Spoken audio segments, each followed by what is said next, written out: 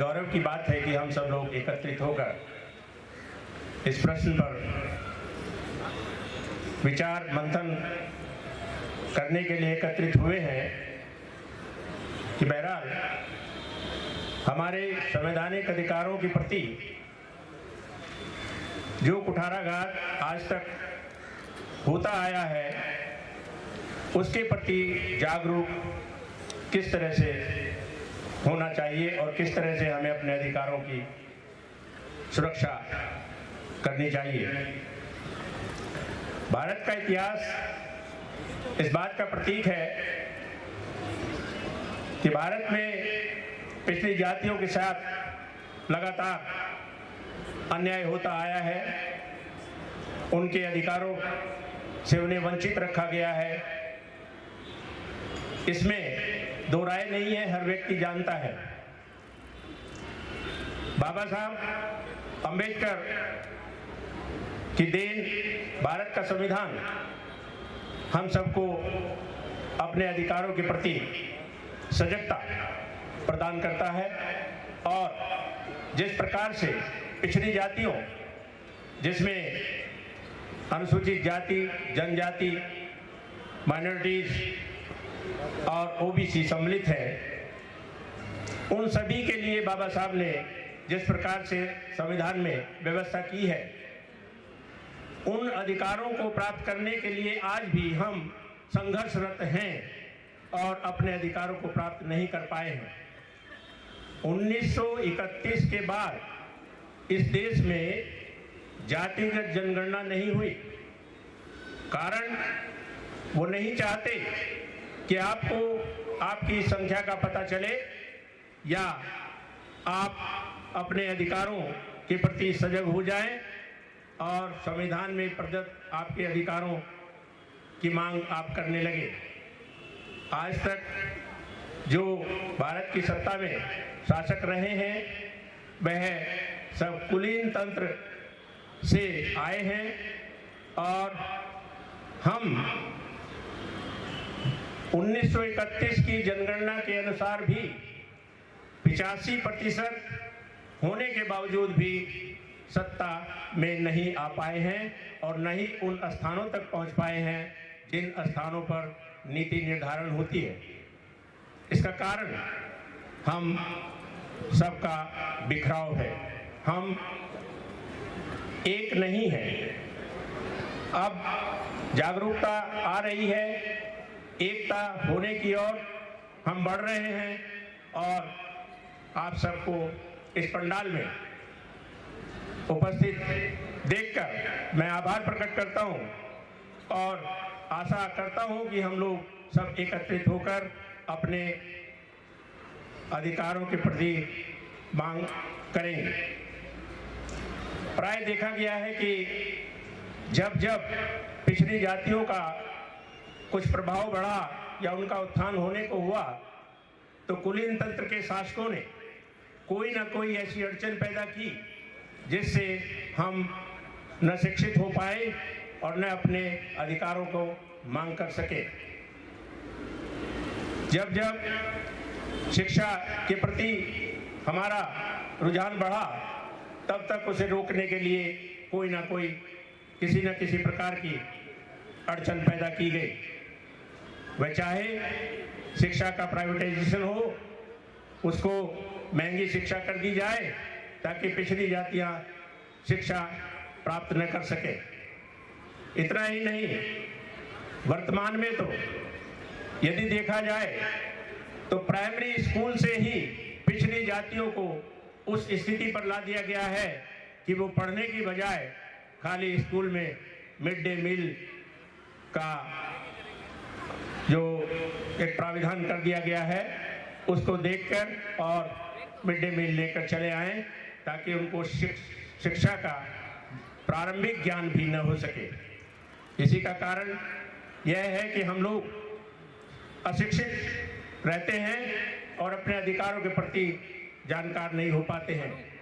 इसलिए हमको इस बात पर ध्यान देना होगा कि हम लोग सब शिक्षा की ओर अग्रसर हों, अपने बच्चों को खुद पढ़ाएं या आपस में मिलजुल कर अपने ऐसे छोटे छोटे स्कूल बनाएं जिनमें हम अपने बच्चों को वह शिक्षा दे सकें जो सरकारी शिक्षा जिस प्रकार से दी जा रही है, ताकि वो हमारे बच्चों का शैक्षिक स्तर डाउन न करे।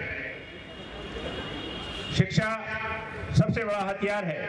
हम शिक्षित नहीं होंगे तो हमें अपने अधिकारों के प्रति न तो ज्ञान होगा और न उसको उठाने का हम प्रयास कर सकते हैं। हमें इस काम के लिए सभी संगठनों को एकत्रित होना होगा। सब एकत्रित होकर समाज में फैली कुछ कुरीतियों को दूर करने के लिए प्रयास करना होगा और समाज के अंतिम पायदान पर खड़े व्यक्ति को शिक्षित करना होगा। उसके राजनीतिक, आर्थिक, सामाजिक अधिकारों के प्रति उसको सजग करना होगा। संविधान में व्यवस्था है कि सामाजिक रूप से पिछड़े हुए और शैक्षिक रूप से पिछड़े हुए वर्गों को अधिकार दिए जाए, उनके लिए कानून बनाया जाए। परंतु जब जब कोई व्यवस्था पिछड़ी जातियों के लिए उनको अधिकार देने की बात आती है या कोई आदेश होता है तो उसको किसी न किसी कानूनी पचड़े में डालकर रोक दिया जाता है। कार्यपालिका में बैठे लोग और न्यायपालिका में भी बैठे लोग वे नहीं चाहते, क्योंकि वो सब कुलीन तंत्र के लोग बैठे हुए हैं। इसलिए हमको वहाँ तक पहुँचना होगा, पढ़ लिख कर वहाँ तक आगे बढ़ना होगा कि हम लोग उन स्थानों तक पहुँच सकें जहाँ नीति निर्धारण होता है। अगर हम नीति नियंता के पद तक पहुँच जाते हैं तो स्वाभाविक रूप से हम अपने पिछड़े भाइयों के लिए कुछ नीति बना सकते हैं ताकि उनके कल्याण के बारे में कार्यवाही की जा सके। समय समय पर माननीय उच्च न्यायालयों और सर्वोच्च न्यायालय जब भी किसी पिछड़ी जाति के अधिकार की बात आती है तभी उसके संबंध में कोई अन्वेषण या उससे संबंध में आंकड़े न होने की बात कहकर उन अधिकारों को नहीं दिया जाता है और उनको किसी भी प्रकार से उसमें अड़चन लगा दी जाती है। इसके बावजूद भी 1941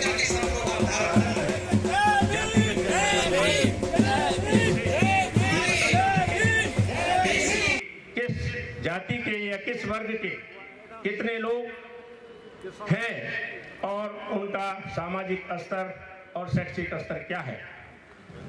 भारत सरकार नहीं चाहती कि जातिगत जनगणना कराई जाए। उसका कारण है कि वह जातिगत जनगणना के प्रति अपने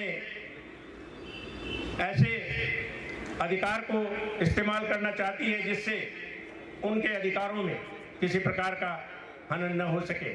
यदि हम जातिगत जनगणना के आधार पर अपनी शक्ति पहचान लेंगे तो स्वाभाविक रूप से अपने अधिकारों की मांग उठाएंगे।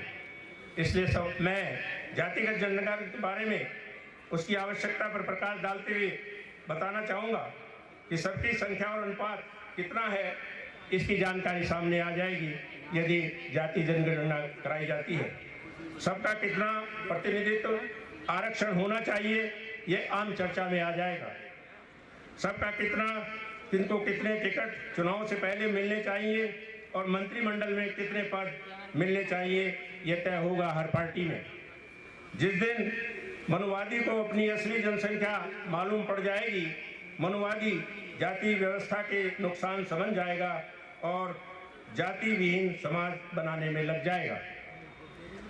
जिस दिन ओबीसी सहित सबको अपनी संख्या मालूम पड़ेगी उस दिन उन्हें यह भी जानकारी हो जाएगी कि कौन उन्हें अंधविश्वास से गुलाम बनाकर खुद एकाधिकार जमाए हुए हैं। राजनीति ही नहीं, आर्थिक, रक्षा, मीडिया, निजी क्षेत्र, न्यायपालिका आदि सभी क्षेत्रों में हिस्सेदारी लेना आसान हो जाएगा और विरोध करने वाला नैतिक रूप से विरोध कम कर पाएगा।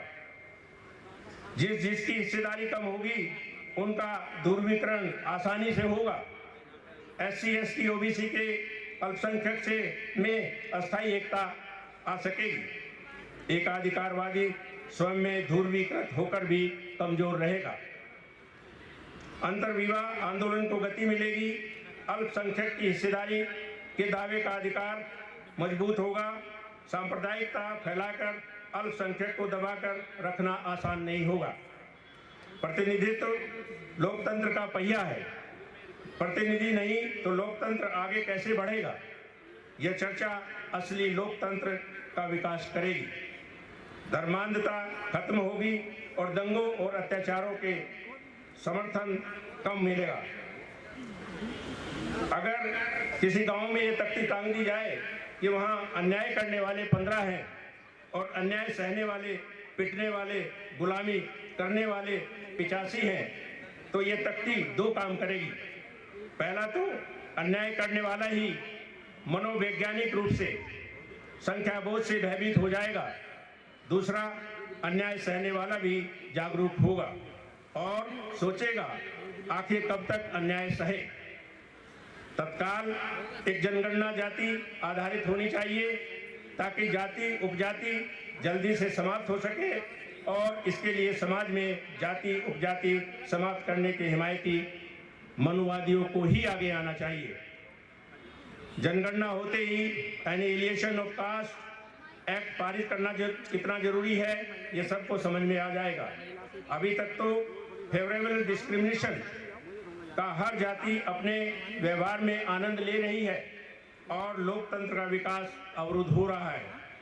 बिना जनगणना सबका साथ समाज में परिवर्तित होना हो ही नहीं सकता। इस समाज के अंदर, इस हिंदुस्तान के अंदर कौन है मूल निवासी, कौन है असल हकदार, तो उसकी एक और बड़ी ऐतिहासिक पराजय होगी। स्वतंत्रता आंदोलन में गांधी के झांसे में आने से और सरदार वल्लभ भाई पटेल जैसे पिछड़े हिंदुत्ववादी नेताओं द्वारा पिछड़ों का राजनीतिक नेतृत्व करने के चलते संविधान सभा में पिछड़ों की पिछड़ी पहचान, ब्राह्मणवादी वर्ण व्यवस्था में शूद्र की पहचान गुम हो जाने के चलते संविधान लागू होने के साथ ही ओबीसी समुदाय को आरक्षण नहीं मिला। आजादी के बाद और संविधान लागू होने के बाद नेहरू के आरक्षण विरोधी रुख के चलते कालेकर रिपोर्ट लागू नहीं हो पाई। ओबीसी समुदाय चुपचाप देखता रह गया। नेहरू की विरासत को आगे बढ़ाते हुए इंदिरा गांधी और राजीव गांधी पिछड़ों के आरक्षण के विरोधी बने रहे। फिर जाकर 40 वर्षों बाद पिछड़ों के लिए 27% आरक्षण की घोषणा हुई, जिसके खिलाफ भाजपा आरएसएस ने कमंडल आंदोलन शुरू किया। सुप्रीम कोर्ट की तमाम शर्तों के साथ ये आरक्षण 42 वर्षों बाद लागू हुआ। शिक्षा में आरक्षण पाने में 15 वर्ष और लग गए। 2006 परिणाम ये हुआ कि आर्थिक तौर पर दलितों से सक्षम पिछड़ा वर्ग शिक्षा, नौकरी और राजनीतिक प्रतिनिधित्व तीनों के मामलों में दलित आदिवासियों से भी पीछे छूट गया। आज ओबीसी फिर ऐतिहासिक मोड़ पर खड़ा है। भाजपा की भावी राजनीति सफलता के केंद्र में ओबीसी ही है। वही पहले भी रहा है। सिर्फ उत्तर भारत के अपर कास्ट के दम पर वह न तो उत्तर प्रदेश में और न ही केंद्र में और नए राज्यों में पिछड़ों की उम्मीद कर सकते, नए राज्यों में बीजेपी की उम्मीद कर सकते हैं। यही हाल विपक्षी पार्टियों का भी है। इस समय वोट की राजनीति के केंद्र में ओबीसी लोकसभा की बहस देखकर कोई भी अंदाजा लगा सकता है कि अब ओबीसी समुदाय को किनारे लगाकर देश में कोई राजनीति नहीं की जा सकती है। यह संदेश सभी पार्टियों तक चला गया है। यह एक हद तक ओबीसी के अगुआ बुद्धिजीवियों, एक्टिविस्टों, संगठनों और कुछ राजनीतिकों की सफलता भी है, लेकिन ये सफलता प्रतीकात्मक जीत तक न रह जाए। जैसे मंत्रिमंडल में 27 ओबीसी मंत्री तथा तथाकथित ओबीसी प्रधानमंत्री या नीट जैसी कुछ सीमित सफलताओं तक। यदि इस बार 2021 ओबीसी जाति जनगणना कराने में असफल रहता है, फिर वह कई दशकों के लिए पीछे छूट जाएगा। वर्तमान समय में भाजपा की हालात पतली है। इसके तमाम कारण हैं। लेकिन सबसे बड़ा कारण आर्थिक मोर्चे पर पूरी तरह सरकार की असफलता है। यानी सरकार कमजोर स्थिति में है। कांग्रेस जाति जनगणना के पक्ष में खड़ी हो सकती है, इसका संकेत लोकसभा में कांग्रेस के नेता अधीर रंजन चौधरी ने जाति जनगणना की मांग करके दिया है। भाजपा के अंदर भी आवाज उठ रही है। संघ मित्र मौर्य भाजपा सांसद ने भी जाति जनगणना का मुद्दा उठाया है। बहुजन नेतृत्व वाले भाजपा के सहयोगी दल भी इसकी मांग कर रहे हैं। बहुजन नेतृत्व वाली विपक्षी पार्टियां भी दबे और खुले स्वर में इसकी मांग कर रही हैं। ओबीसी समुदाय भी सापेक्ष तौर पर मुखर है, लेकिन भाजपा तथा कथित अपर कास्ट को नाराज करने का जोखिम नहीं उठाना चाहती है। इस समय अपर कास्ट और उसके बुद्धिजीवी ही जाति जनगणना के सबसे अधिक विरोधी हैं। उन्हीं के डर से भाजपा और नरेंद्र मोदी जाति जनगणना कराने की हिम्मत नहीं जुटा पा रहे हैं। वामपंथी अभी जाति वर्ग के समीकरण को नहीं समझ पा रहे हैं, वो तलाश पा रहे हैं। वे हमेशा दुविधा में रहते हैं, इस समय भी दुविधा में हैं। ये उनकी ऐतिहासिक विरासत है। अगर इस बार ओबीसी जाति जनगणना कराने में चूक गया, फिर एक बड़ी ऐतिहासिक चूक होगी जिसकी कीमत ओबीसी समुदाय और देश को चुकानी पड़ेगी। पहले भी ये चूक ओबीसी समुदाय कर चुका है और उसकी कीमत चुका रहा है। एक ही तरह का ऐतिहासिक गलती बार बार नहीं करनी चाहिए। जाति जनगणना क्यों जरूरी है, इस संबंध में बहुत से वीडियो उपलब्ध हैं। जिनको कोई भ्रम हो वो फिर उन वीडियो को देखकर इसकी महत्ता को समझ सकता है। जातिगत जनगणना केवल ओबीसी तक ही सीमित नहीं है।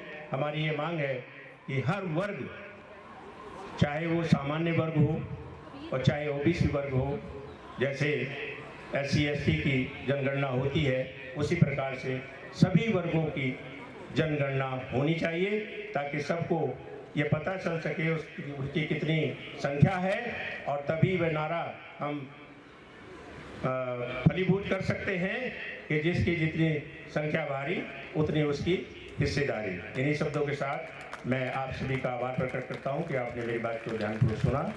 जय संविधान, जय विज्ञान।